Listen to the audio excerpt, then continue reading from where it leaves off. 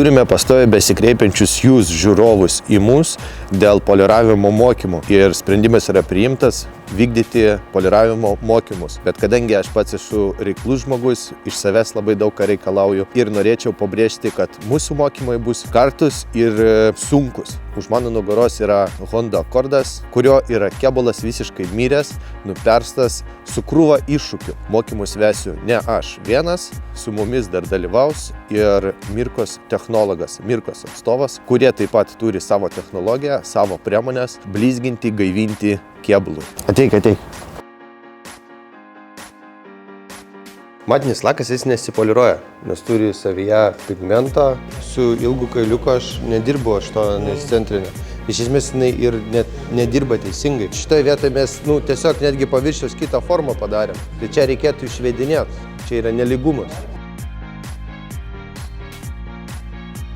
Mokymo apimtis užtruks 5 darbo dienas. Niekas nemokins po 8 valandas. Mokinsimės po 12 valandų tam, kad spėti išmokti ir spėti išanalizuoti savo klaidas, kad ateityje pas jūs jų nebepasikartotų. Tokią žmonių apimtį mes galime apimti ir jos preciziškai apmokyti, parodyti technologijas bei darbo galimybės. Mokymo metu mes apžvelgsime, kaip teisingai reikia paruošti automobilio kėbulą poliravimui, į ką reikia akcentuoti. Sekantis žingsnis bus, kaip atlikti poliravimo darbus prie automobilio. Kas yra ne ko mažiau svarbu, šveitimas.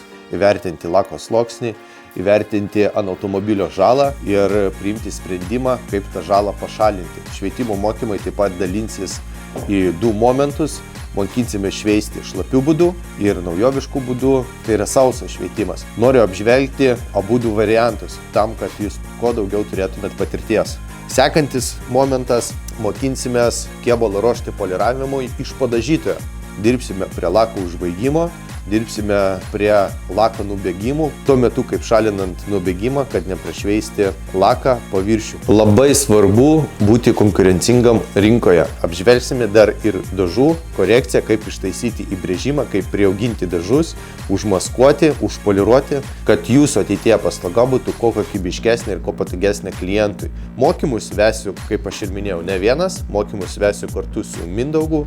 Mindaugas tai yra Mirkos technologas, kuris taip pat turi savo technologijas, savo didžiulę darbo patirtį, kurią taip pat jis pademonstruos mokymo metu. Po visų atliktų darbų mes dar prie to pačio padengsime visą kėbulą apsauginę dangą keramiką, kas yra ne ką mažiau svarbu kėbului ir jūsų teikiamai ateityje paslaugai.